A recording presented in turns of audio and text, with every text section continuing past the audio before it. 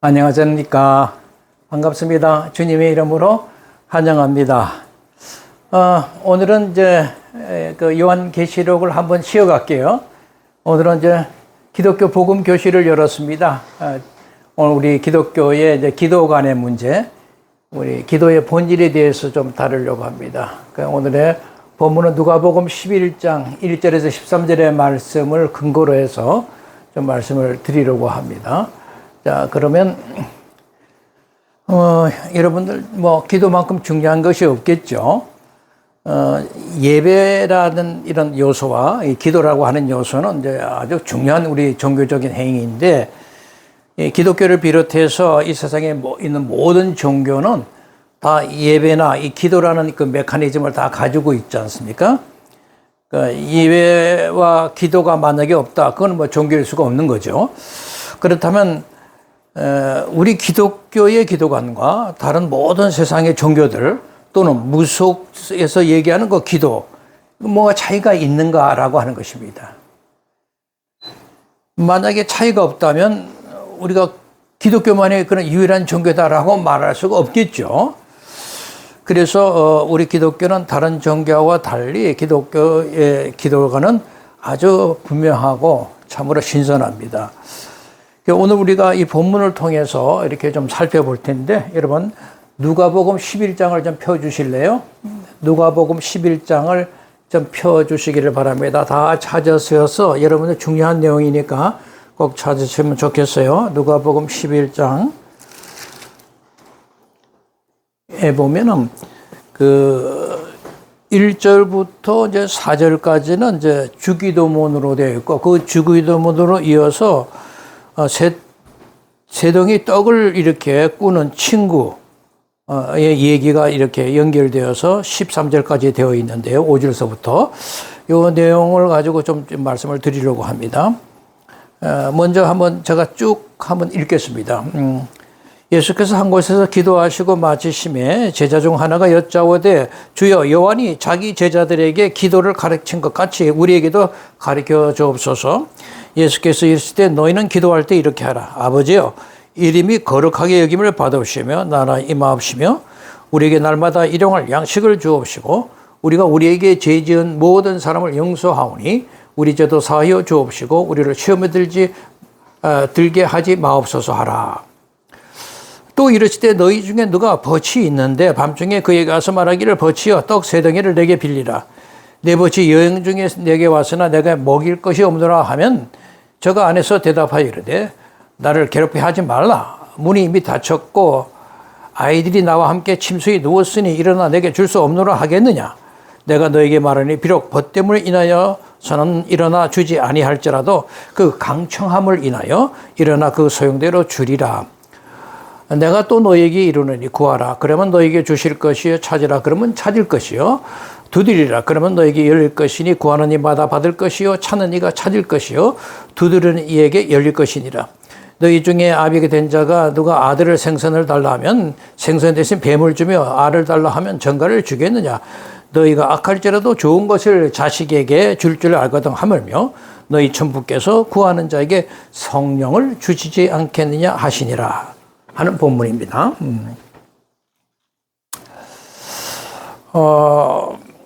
오늘 이 본문은 이제 보통 이 본문을 가지고 많은 이제 이게 교회 강단에서 또는 기동 같은 데서 우리가 하나님께 부르짖으면서 강청하면은 하나님께서 꼭 들어주신다라는 설교를 할 때 주로 사용되는 본문입니다. 이 본문이요. 이 밤중에 찾아온 이 친구의 얘기는 이건 하나의 이제 비유의 말씀인데요.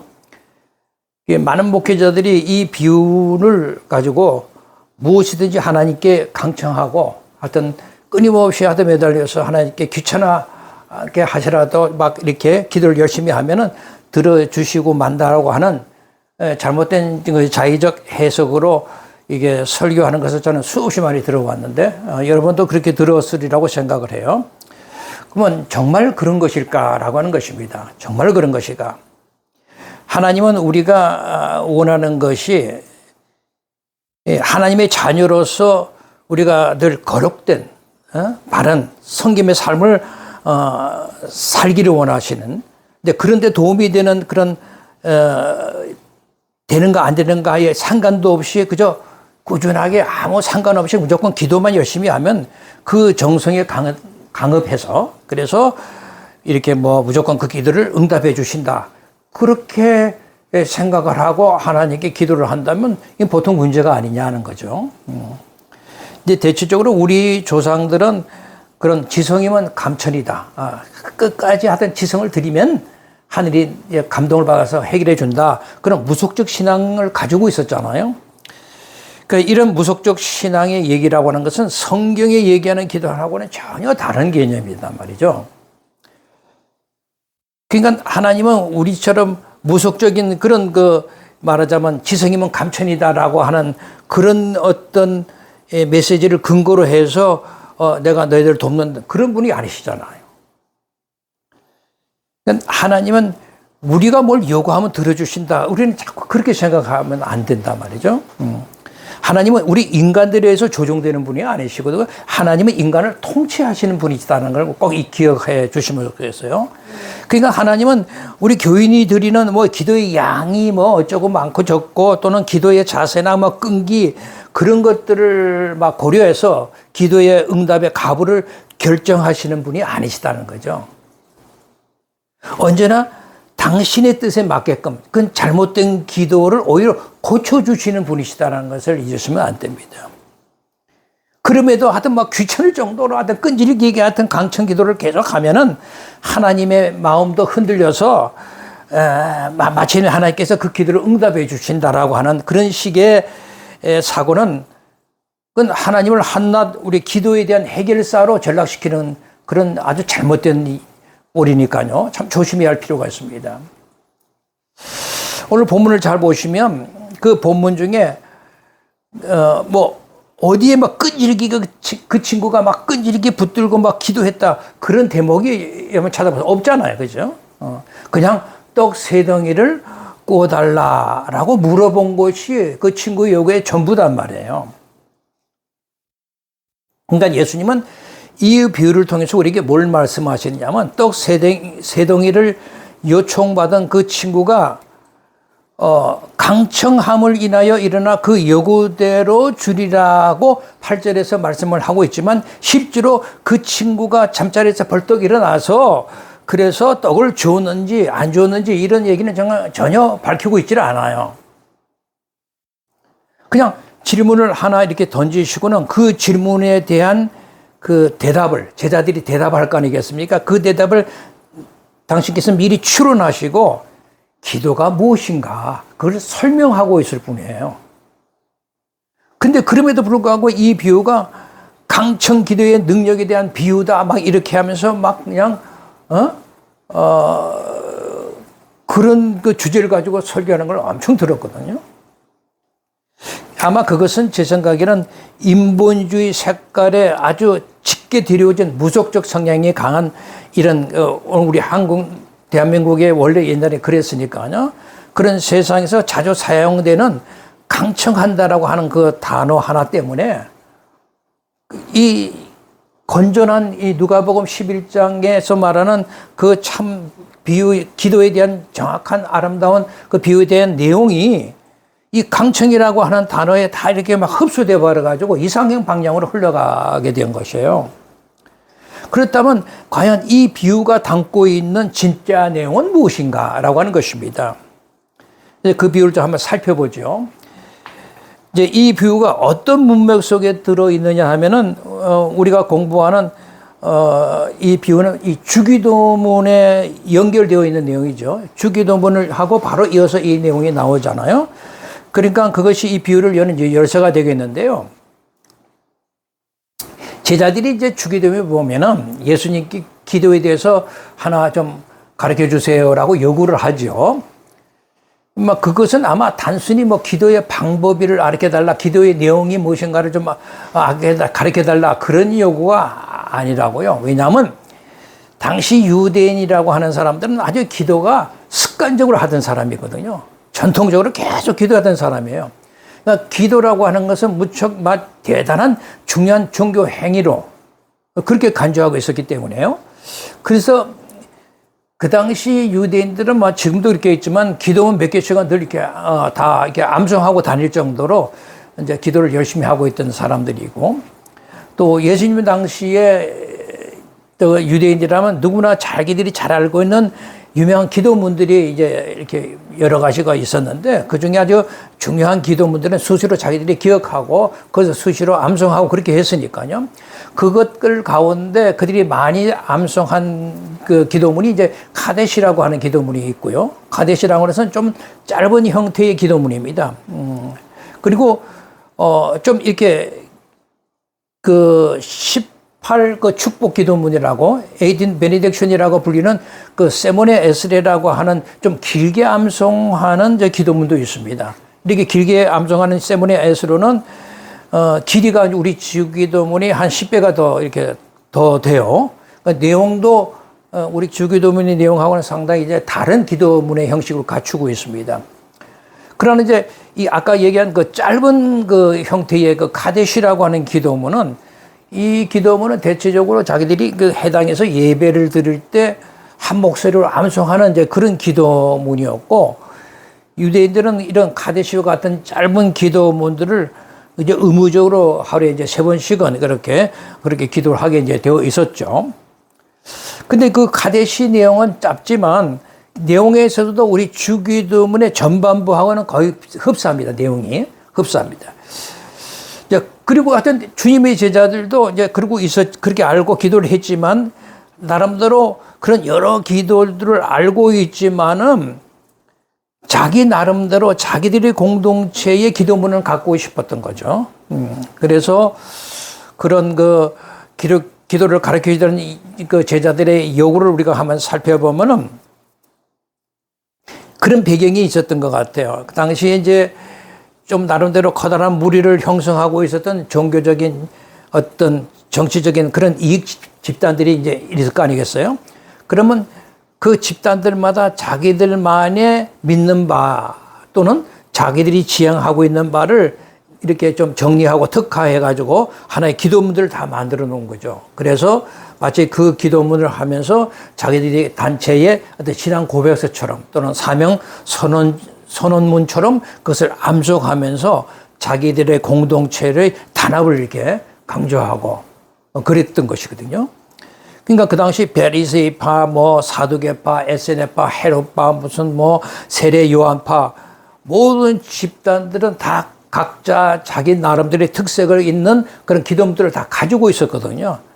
근데 지금 주님의 제자들이 그러한 배경에서 주님, 우리에게도 저 세례 요한도 자기 제자들에게 기도문을 이렇게 만들어 준 것처럼 우리에게도 기도문 하나 만들어 주시면 어때요? 이렇게 이제 지금 요구를 한 것이에요.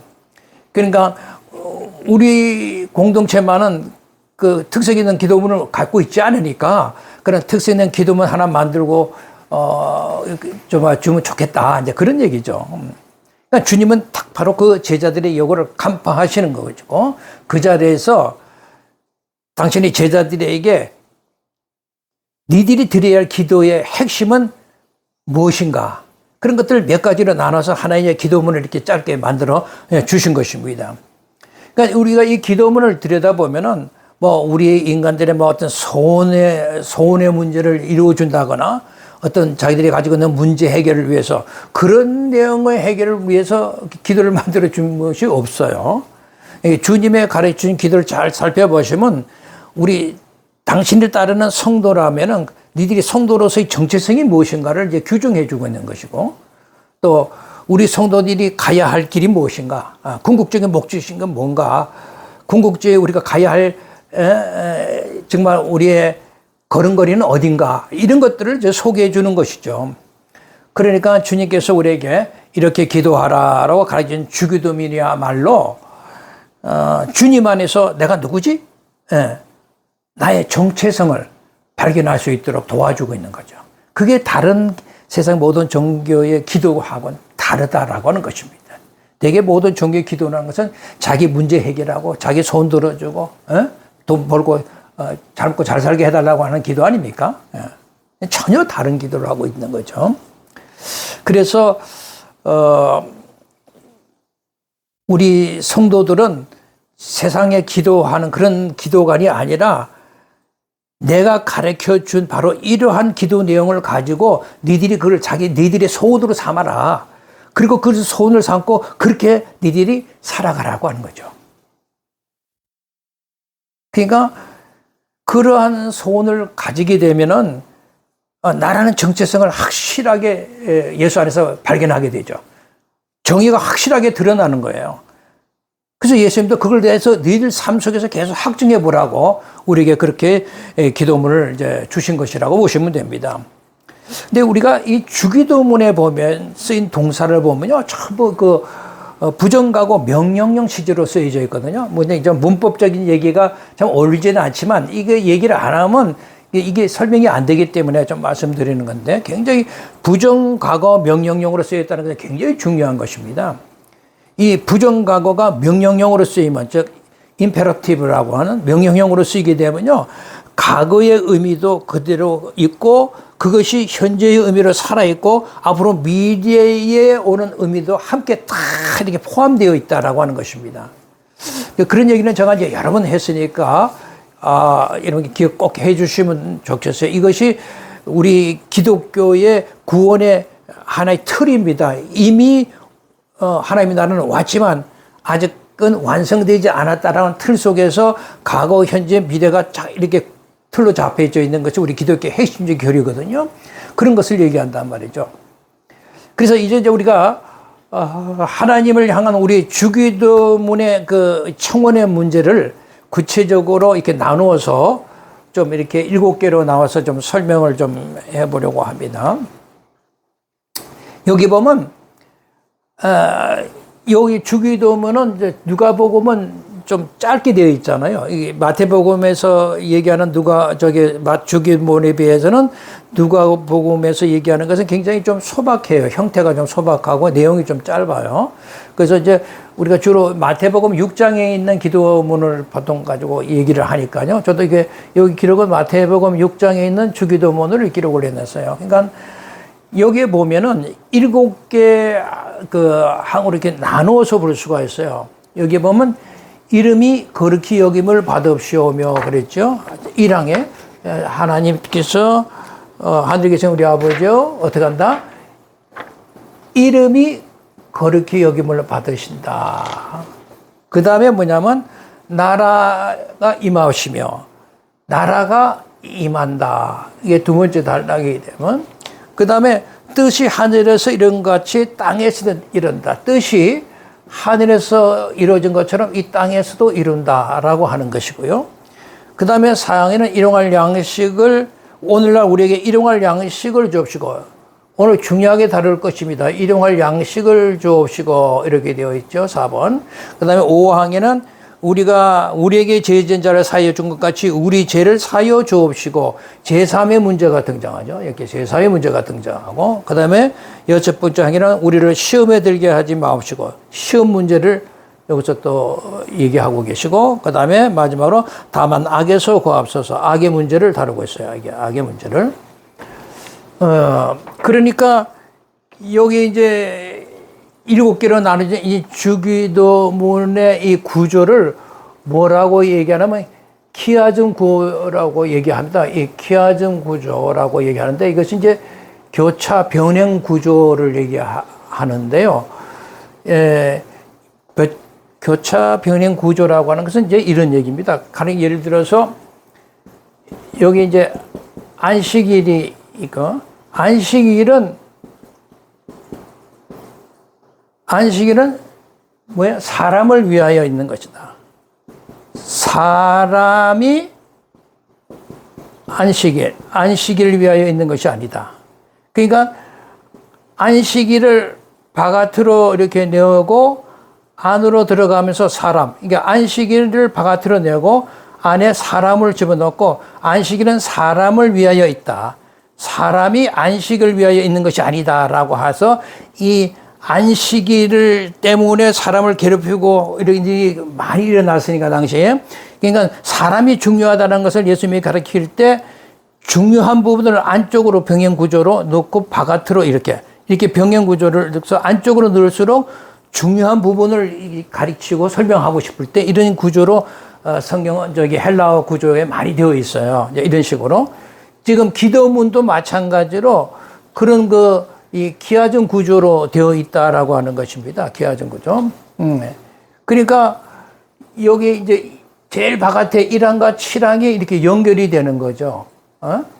이 세상의 모든 악의 문제가 해결이 돼야 진정한 하나님의 이름이 거룩히 여김을 받으시기 때문에 1항과 7항이 이렇게 연결이 되는 것이고, 이 땅에 있는 모든 시험 문제가 해결이 되었을 때 나라가 완전히 임하는 것이기 때문에 2항과 6항이 연결이 되는 것이고, 그리고 이 땅의 모든 제사 문제 이런 것들이 다 이제 해결이 되면은 그 뜻이 하늘에서 이 땅에서 이루어지는 일이란 말이죠. 이래서 3항과 5항이 연결이 돼요.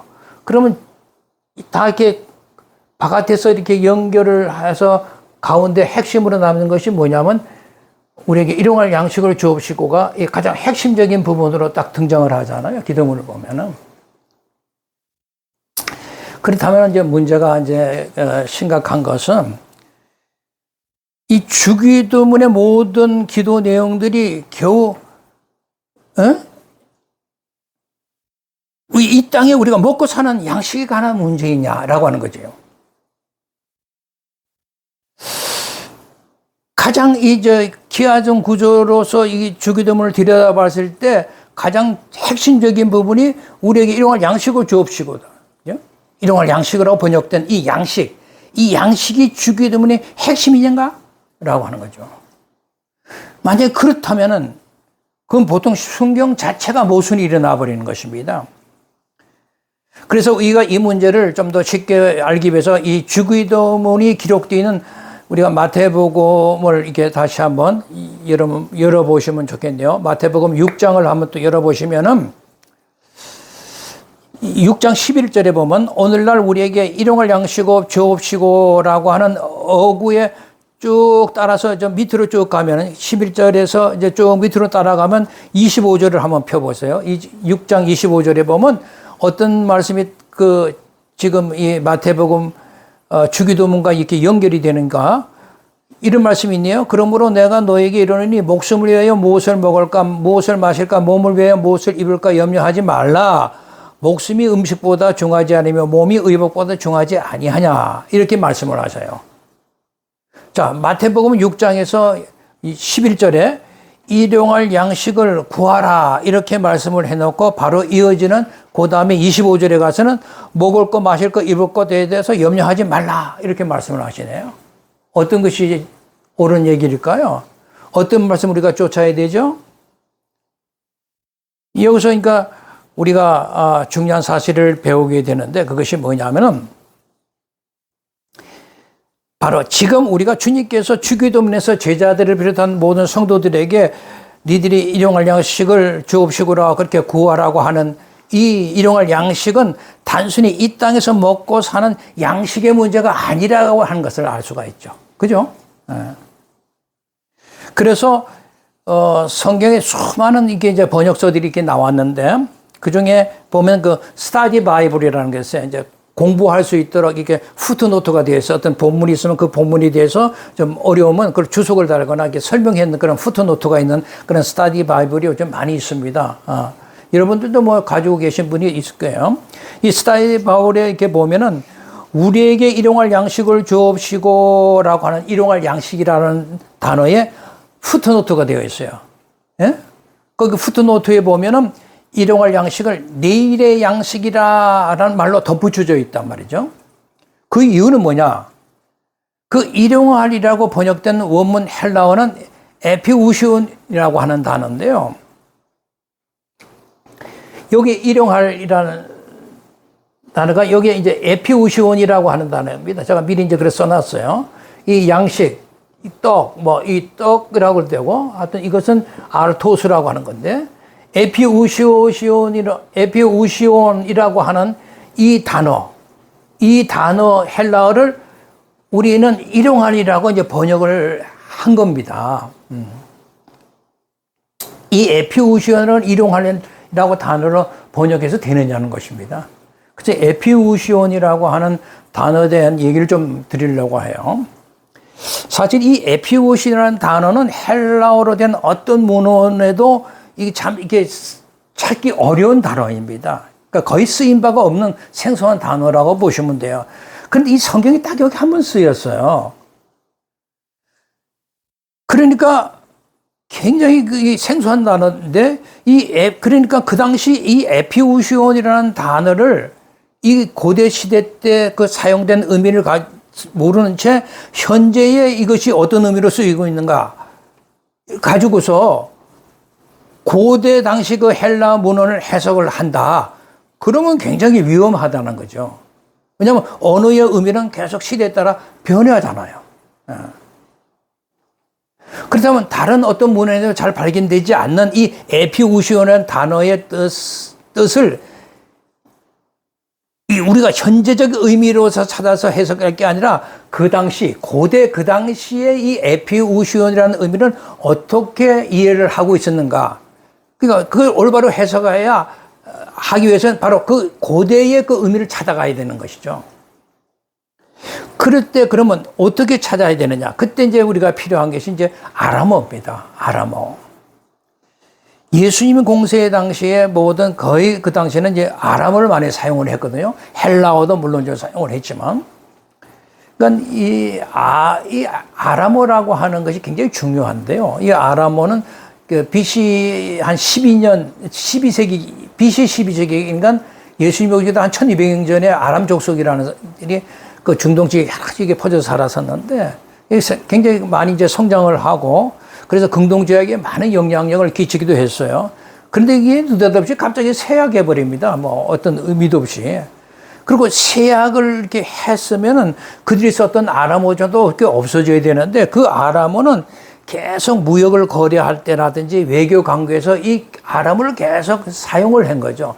이 아람어의 특징이라고 하는 것이 상당히 법률적인 용어로서 명확해요. 그래서 굉장히 이제 그 무역거래라든지 외교 관계에서 사용하기 좋은 이제 그런 언어였어요. 그래서 공용어로서 지금 영어처럼 세계 공용어처럼 되어 있었어요.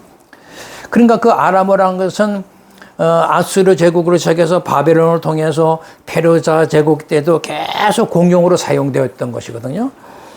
그런데 이제 알렉산더가 이제 세우는 그 헬라 제국이 들어서면서 그 공용어가 이제 헬라어로 이제 교체를 된 거죠. 그럼에도 불구하고 아람어는 계속 헬라어와 더불어서 많은 지역에서 계속 사용되고 있었던 거예요.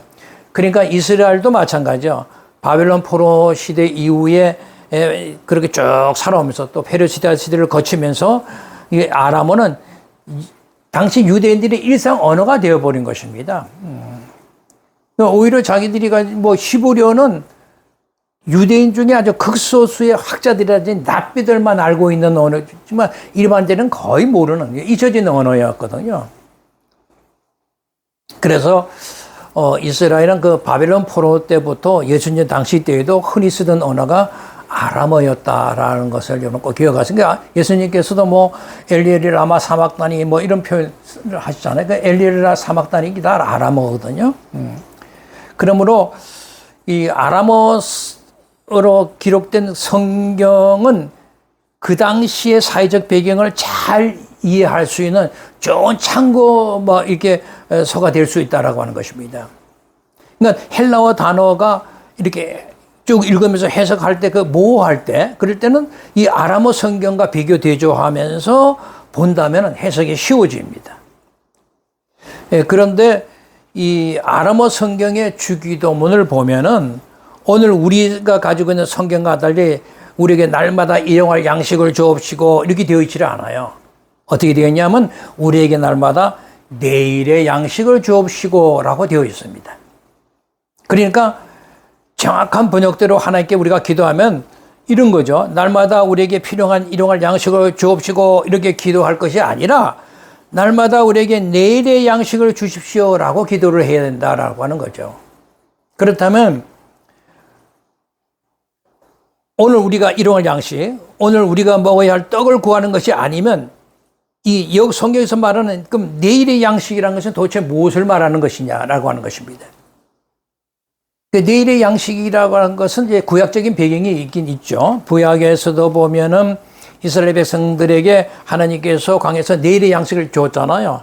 그죠? 광야에서 만나를 주시는 그런 사건인데, 여섯째 날에는 그 다음날이 안식일이니까, 7일째가 안식일이니까 어떻게 내일의 양식까지 함께 주셨잖아요. 왜 여섯째 날에 다음날, 일곱째 날까지 주셨느냐? 그 다음날이 안식이었기 때문에 그런 거죠.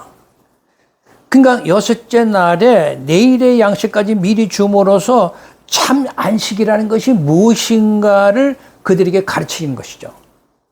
그리고 그 안식이라는 날은 반드시 하나님에 의해서 온다라고 하는 사실을 가르쳐 주는 겁니다. 그러니까 안식이라는 내일이 오지 않는 것이라면 하나님께서 굳이 내일의 양식을 오늘 주실 필요가 있겠어요, 없겠어요? 그죠?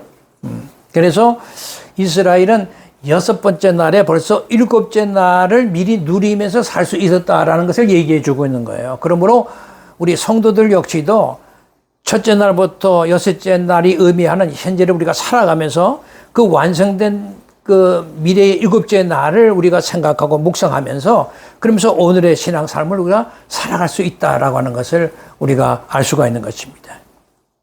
그것이 어떻게 가능하겠어요? 바로 내일의 양식이 있으니까 그게 가능하다는 겁니다. 그것을 가지고 그 내일의 양식을 가지기만 하면 참 안식을 누릴 수 있다라고 하는 것을 우리가 배울 수 있게 됩니다. 그래서 헬라어 성경에서 일용할 양식에서 일용할이라고 우리는 번역한 이 에피우시온이라는 이 단어를 우리가 그래서 여러분 그 의미가 정확히 무엇인가를 알았죠. 그래서 이 아람어 성경에도 보면은 이거를 이렇게 아람어 성경에 보면 마헬이라고 이렇게 요 제가 미리 써놨는데 마엘이라고 읽는데요. 에피우시온을 아람어 읽으면 이제 마헬이라고 하는 이제 단어로 읽습니다. 이제 마헬. 그 마헬이라는 이 단어가 뭐냐면 내일이라고 하는 뜻이란 말이죠. 이게. 그러니까 아람어에서도 보면 항상 내일이라는 의미를 굉장히 강조를 합니다. 근데 이 마헬이라고 하는 의미는 그냥 우리가 오늘이라고 하는 24시간 후에 내일, 투모로우 이런 뜻이 아니고 오늘과 다른 앞으로 계속 다가올 시대의 모든 내일을 가리키는 단어란 말이죠. 그러니까 다가올 시대의 내일이다라고 하는 이 개념은 굉장히 의미가 굉장히 넓고 심정하죠. 의미심장하죠. 이것은 바로 영원한 생명의 삶을 이제 의미하고 이런 단어를 쓰는 거죠. 그래서 이 헬라어 에피우시라는 이런 단어를 이제 영어 번역본을 보면은 Reserve Version이라고 하는 성경이라든지 New English Bible 같은 성경 뭐 여러 현 시대 여러 그 영어 번역본들 이렇게 보면은 나눠주에 이렇게 딱 보면은 내일이라고 하는 또 다른 번역을 푸트노트에 이렇게 부기해 놓고 있다는 것을 볼 수가 있습니다. 그러니까 이런 사실을 보면은 초대 때부터 이 아람어로 된 주기도문으로 기도해온 아람어를 사용한 유대인 출신인 우리 그리스도인들은 줄곧 뭐라고 어떻게 기도를 했냐면 오늘처럼 일용할 양식을 주옵시고 이렇게 기도한 게 아니라 내일의 양식을 주옵시고라고 기도한 것이 사실이라는 것이 드러납니다. 그러므로 오늘 우리에게 내일의 양식, 다가오는 날의 양식을 주옵시고라고 기도하라고 그 자체가 얼마나 귀한 것입니까? 그것은 우리에게 다가올 영원한 안식의 나라, 예수님에 의해서 새 창조되는 새 땅으로 회복되는 하나님의 나라를 기다리는 그런 그 종말론적인 삶을 살고 있다는 것을 그 내일의 양식을 통해서 우리는 계속 확인해 갈 수가 있는 거예요. 이게 이제 신앙생활에 굉장히 그 어떤 밑바탕이 되었을 때 신앙은 크게 쓸 수가 있죠. 그러면 하나님의 여기에 그 양식, 내일의 양식이라는 것은 무엇이냐? 그것이 바로 하늘에서 내려오신 살아있는 떡이신 예수 그리스도를 가리킨다라고 성경은 얘기하고 있더라는 거죠. 여러분 요한복음 6장 27절을 한번 열어보시면 우리에게 이런 말씀을 하세요. 썩을 양식을 위하여 일하지 말고 영생하도록 있는 양식을 위하여 하라. 이 양식을 인자가 너에게 주리니 그랬어요. 영생하도록 있는 양식, 이 양식을 내가 너에게 주겠다라고 얘기를 하세요. 그러니까 그러면서 썩을 양식이 아니라 영생의 양식을 위해서 니들이 일해야 된다 이렇게 이제 권하셨는데, 그러면서 당신 자신이 바로 그 영원한 양식, 영생의 양식이다라는 사실을 성경을 통해서 또 이렇게 밝혀주고 있어요. 그러니까 썩지 않은 양식, 영생하도록 있는 그 양식이 바로 당신 자신이다라고 얘기하죠. 그러니까 요한복음 6장을 48절을 이렇게 넘어가서 이렇게 보시면 이런 말이죠. 내가 곧 생명의 떡이니라. 너희 조상들은 광야에서 만나를 먹어서도 죽었거니와 이는 하늘에서 내려온 떡이니 사람으로 하여금 먹고 죽지 아니하게 하는 것이니라. 나는 하늘에서 내려온 살아있는 떡이니 사람이 이 떡을 먹으면 영생하리라. 내가 줄 떡은 곧 세상 생명을 위한 네 살이니라 하시니라. 나는 하늘에서 내려온 살아있는 떡이라고 당신이 스스로 밝히시죠. 그러니까 주기도문에서 말하는 이 내일의 양식, 그 양식이나 또 요한복음 6장에서 지금 우리가 읽었던 예수 그리스도를 상징하는 생명의 떡이나 이 떡 자체가 다 여기 보면 알토스를 쓰고 있다는 거죠. 알토스가 이제 이 양식 떡이라고 번역이 되는데요. 그러니까 우리가 주기도를 통해서 잘못 번역된 그 일용할 양식, 그 일용한 떡을 구하는 것이 아니라 내일의 양식, 다가올 시대의 양식, 그 영생하는 양식으로 오신 바로 예수 그리스도를 구하라는 뜻으로 우리에게 말씀하시는 거죠. 잘 기억해 주시면 좋겠어요. 그러니까 마태복음 6장 12절에서 얘기하는 주기도문에서 얘기하는 이 일용할 내일의 양식, 이 양식이라고 하는 말이나 요한복음 우리가 조금 전에 읽었던 생명의 떡이니 할 때 그 떡, 이게 다 헬라어 같은 단어, 이게 알토스, 다 알토스를 쓰고 있어요. 이 성전 안에 보면 진설병이 있거든요. 12개 떡이 이렇게 진설되어 있잖아요. 그 떡도 알토스거든요.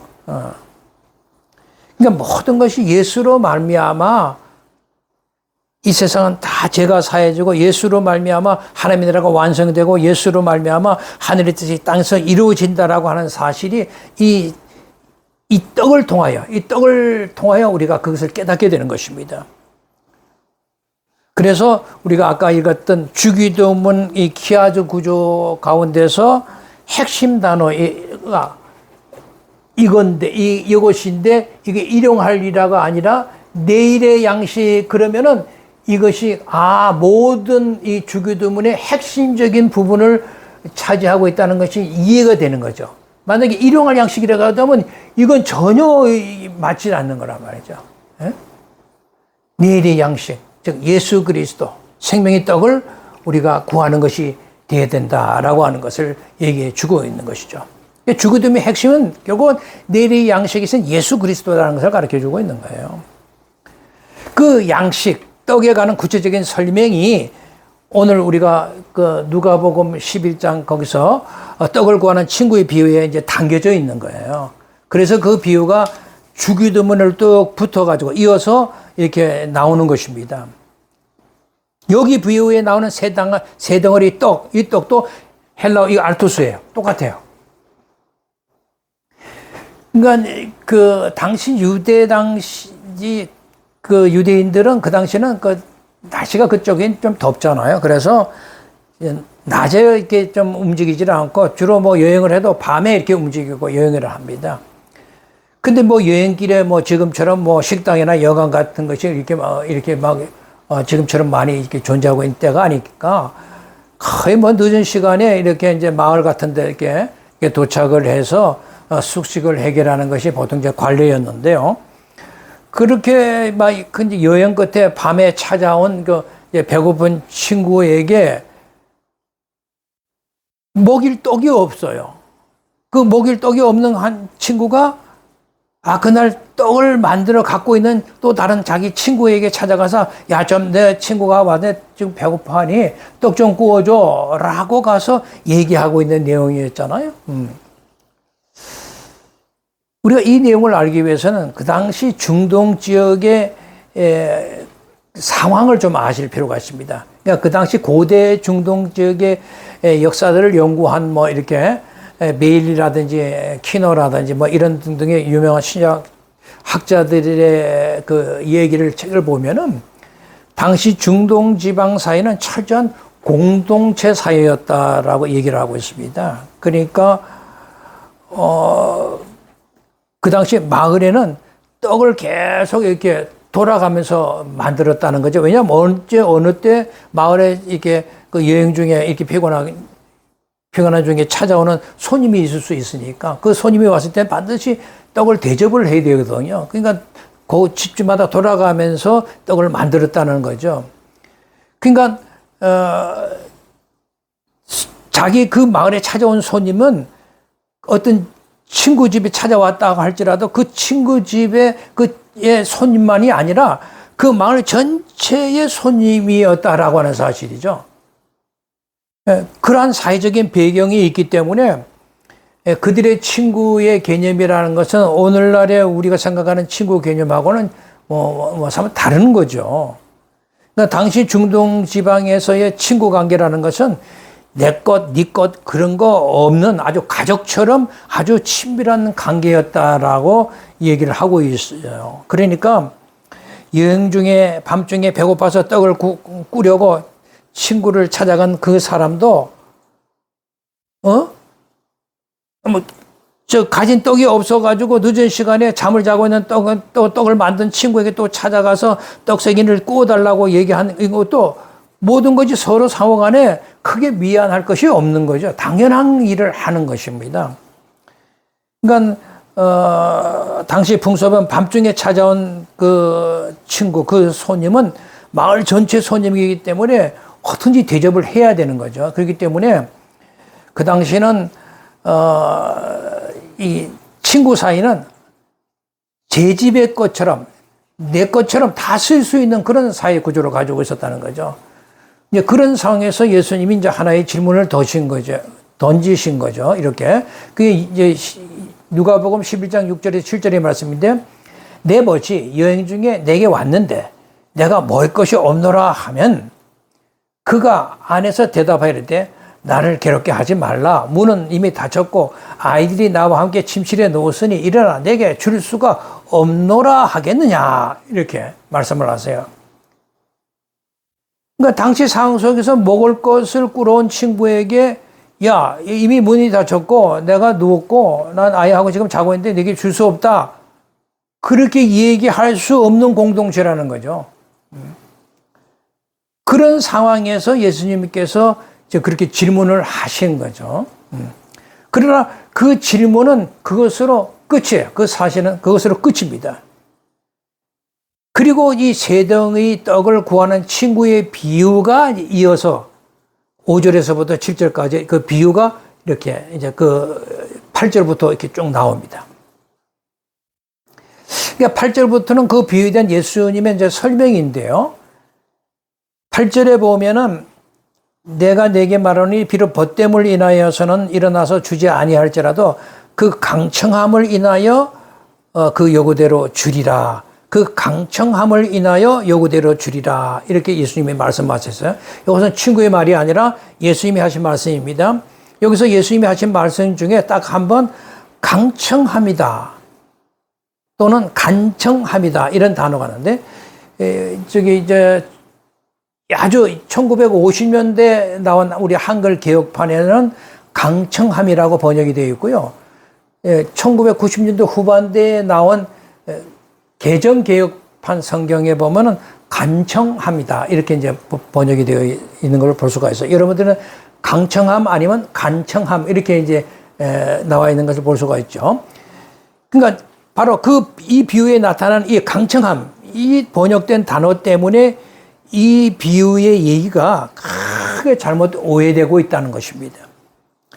여기에 이제 강청이라고 하는 번역되어 있는 이 단어가 헬라어로 제가 미리 써놨습니다. 아나이데이아라고 합니다. 아나이데이아.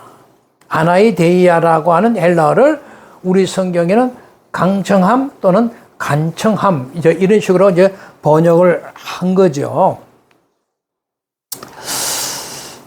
근데 이 단어, 이 아나이데이아라고 하는 단어가 이제 4세기 넘어가면서 이제 중세 시대를 들어가면서 여러 이제 성경 번역판들이 이게 이제 등장하면서 그러면서 이 아나이데이아를 강청한다, 뭐 간청한다 이런 단어로 번역되어 나온 것이 사실입니다. 그 전에 그러니까 이 4세기 그 이전에는 전혀 이 아나이데이라는 것은 그런 의미로 사용된 적이 없어요. 그러니까 1세기 유대 역사가가 있죠. 요세푸스라고. 요세푸스가 그가 쓴 그러니까 Jewish War, 그러니까 유대인 전쟁이라는 책이라든지 유대 랍비들의 이제 문헌들을 보면 또는 그 히브리어를 할지 모르는 유대인들을 위해서 아들렉산드리아에 사는 그 유대인들에서 헬라어로 번역한 70인역 같은 헬라어로 번역한 70인역에 보면은 당시 이 아나데이아라고 하는 단어는 어떤 식으로 그들은 의미로 사용했냐면 수치를 피하기 위함이다. 또는 부끄러움을 당하지 않기 위함이다. 또는 체면을 잃지 않기 위함이다라는 의미로 이 의미를 쓰였다는 거죠. 그러니까 강청함이다, 간청함이라는 4세기 이후에 중세의 성경 번역판들이 나오면서 이상하게 이렇게 이제 번역이 돼서 나왔는데 그 이전에는 수치나 부끄러움이나 그 체면을 살리기 위해서 이 쓰는 단어였다라고 하는 거거든요. 아나이데이아라는 것이. 그러니까 원래에 쓰여 있던 그런 의미는 사라지고 특히 이제 그 4세기 때 그 이제 제롬이라고 하는 사람이 번역한 라틴 볼게트라고 하는 그 번역본에 보면은 이 아나이데이아라고 하는 것을 이 제롬이라고 하는 사람이 어떻게 보냐면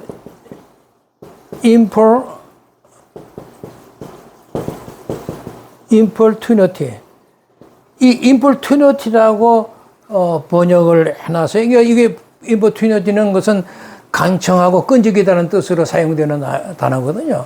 그 이제 라틴 볼게트역에서 이게 원래 의미는 부끄러움을 당하지 않고 수치를 당하지 않고 체면을 살리기 위해서 써있던 단어인데 이게 이제 뭐 끈질기게 강청하고 뭐 이런 단어의 번역으로 나타난 것입니다. 곱팁 번역도 고대 번역에 보면 persistence라고 번역을 했거든요. 끈기 뭐 고집 뭐 버틴다 뭐 이런 persistence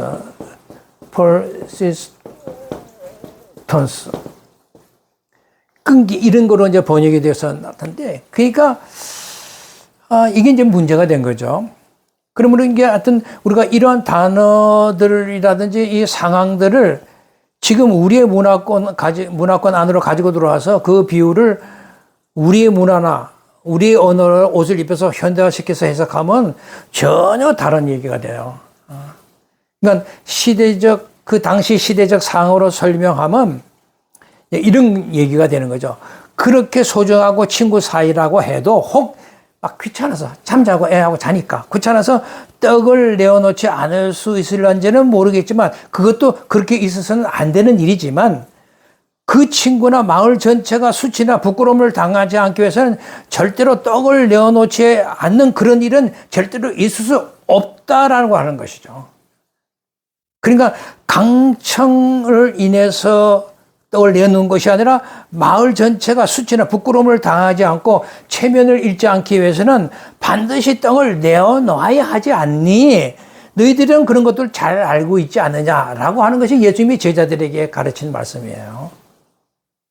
그러니까 뭐 지성이면 감청이다, 끈질기게 뭐 부르짖고 뭐 강청하면 하나님이 들어주신다는 그런 유치한 얘기를 하고 있는 게 아니에요. 근데 우리는 그렇게 가르쳐 왔어요. 이 본문을 가지고. 그러면서 그 비유에서 제자들을 향해서 예수님이 어떤 예화가 이어서 나오는지를 한번 보십시오. 그게 이제 11장 9절에부터 12절이라는 거예요. 내가 또 너에게 이르니 구하라 그러면 너에게 주실 것이요 찾으라 그러면 찾아낼 것이요 문을 두들기라 그러면 너에게 열릴 것이니 구하는 이마다 받을 것이요 찾는 이가 찾을 것이요 두드리는 이에게 열릴 것이니라. 너희 중에 아버지 된 자가 누가 아들을 생선 달라 하는데 생선 대신에 뱀을 주며 알을 달라 하는데 정갈을 주겠느냐. 너희가 악할지라도 좋은 것을 자식에게 줄 줄 알거든 하며 너희 하늘 아버지께서 구하는 자에게 성령을 주시지 않겠느냐 하시니라. 이게 이제 결론입니다. 여기 세 친구의 비유에 나오는 유명한 말이죠. 구하라 말이지. 그리고 찾아라 두들기면 된다는 거죠. 근데 이게 무엇을 구하고 무엇을 찾고 무엇을 두드리라고 해서 얻으라는 말씀이에요. 여기 이제 구하라 두드리라 찾으라 이렇게 세 표현이 등장하는데 이거 그러니까 두드리기와 찾아라 이런 표현도 다 구하라라고 하는 것에 대한 또 다른 표현이라고 보시면 되고요. 그러니까 구함에 대한 간절한 표현을 이렇게 나누어서 이렇게 세 표현으로 했다라고 보시면 되고요. 여기 이제 등장하는 그 세 친구의 비유에서 지금까지 말한 바로 그 떡을 구하고 찾고 두르게 해서 그 떡을 얻어내라고 하는 것이잖아요, 지금. 응? 무엇을 구하고 무엇을 찾고 두드리기라는 거야. 자기 문제, 자기 소원 뭐 이런 걸 갖고 와서 구하고 두드리면 해결된다. 그런 식으로 가르쳐 받았죠. 그 성경에서는 지금 그것을 말하고 있는 게 아니잖아요. 그 세 친구의 비유 얘기하는 것은 바로 그 떡이 뭐예요? 예수 그라는 생명의 떡. 그것을 여러분들이 항상 구하라는 말씀이죠. 그 알토스. 생명의 떡에서 예수 그리스도. 그러니까 주기도문에서 바로 그 떡, 이 떡은 이미 우리에게 주어졌잖아요. 예수 그리스도라는 떡은 이미 우리에게 주어진 거예요. 주기도문은 대체적으로 이제 부정가고 명령형으로 이제 쓰여져 있는데, 제가 좀 전에도 말씀드렸는데, 헬라어 문법에서 이 부정가고 명령형은 과거에 이미 임했고, 현재도 임하고 있고, 반드시 미래에 임할 것이라는 뜻 모두가 다 포함된다라고 말씀드렸죠. 그렇다면 우리 성도가 하늘의 양식인 예수 그리스도, 그 예수 그리스도의 생명의 떡이신 예수 그리스도를 열심히 구하고 찾고 두드려서 얻어내라고 하신 말씀이란 거죠. 예수라는 하나의 만나를 우리가 먹은 자라면은 하나님의 백성답게 예수님과 같은 삶을 살고 자기를 부인하고 십자가의 삶을 추구하라는 그런 이제 말씀이죠. 이 떡을 먹은 자는 그 양식을 먹었으니, 예수 그리스도는 양식을 먹었으니 예수님이 걸어가신 그 길을 걸어가야 되겠다는 거죠. 그러니까 우리는 예수님이 살아오신 그 생명의 떡이신 예수님이 살아오신 그 삶을 그대로 닮고 자기를 부인하고 십자가의 삶을 추구하는 것이 우리가 바로 이 일용할 양식을 주옵시고 내일의 양식을 주옵시고라고 기도하는 내용이 되는 거예요. 근데 그 일이라고 하는 것, 예수님의 가치관을 가지고 예수님의 삶과 태도를 가지고 자기를 보면서 살아가는 것이 보통 어려운 길이 아니잖아요. 그러니까 그 일을 걸어갈 수 있도록 도와주시는 분을 보내주시겠다는 거예요. 그게 뭐냐면 성령이시다라고 하는 것이 답변이에요. 그래서 성령을 주시지 않겠느냐 그런 거예요. 그 문제를 해결해 주겠다는 것이 아니라 어려운 이런 그 길을 갈 수 있도록 너희들이 성령을 허락해 주겠다는 거죠. 그래서 그 비유의 그 결론이 뭐냐 13절에 그랬잖아요. 아버지께 구하는 자는 결국은 성령을 주시지 않겠느냐. 이게 해답이에요. 그러니까 주기도문으로 시작해서 세 친구의 비유로 끝나는 이 누가복음 12장 전체 내용이라는 것은 하늘의 떡을 먹은 우리 성도들은 하나님의 나라의 백성다운 삶을 살아야 된다는 거죠. 다시 말해서 예수 생명의 떡을 먹은 자라서 그 예수 생명의 떡을 닮은 삶을 당연히 추구하고 살아라 하는 것이에요. 그게 주기도문이 우리에게 가르치는 교훈이에요. 그럼 하나님께서 반드시 그 떡을 먹은 자들은 그 떡을 먹은 것 같은 그런 그 삶을 살아갈 수 있도록 그렇게 그 삶을 반드시 성취시켜 주시겠다는 거죠. 그 일을 위해서 그 사역을 할 수 있도록 도와주시러 성령을 보내주시잖아요. 그 성령이 우리 성도에게 계시는 거죠. 내 안에 벌써 와서 계신단 말이죠. 그러니까 그런 일의 사역과 보증으로서 성령을 보내주셨다는 그 사실 자체가 기독교의 구수사 전체의 그림을 전체적으로 그려주고 있는 거예요. 이게 일용할 양식을 주옵시라고 하는 이 단어 한마디에 우리 기독교의 구수사 전체의 의미를 다 담고 있다라고 하는 것입니다. 이런 중요한 얘기를 그냥 우리 먹고 사는 양식을 주옵시라고 기도를 하고 있다면 보통 심각한 게 아니죠. 그래서 이 문제를 다시 한번 깊이 생각하고 우리가 무엇을 기도해야 할 것인가를 여러분 깊이 묵상하는 또 여러분들의 시간이 되기를 바라고 다시 한번 또 들으시면 또 이해가 쉽게 되어질 줄로 믿습니다. 그러면 오늘은 우리 기독교의 기도의 본질에 대해서 좀 얘기를 나눴는데 여러분들이 정말 이러한 기도관을 가지고 주님 앞에 나가는 주님의 떡을 먹는 여러분이 다 되시기를 sem으로 기도합니다. 감사합니다. 다음에 뵐게요.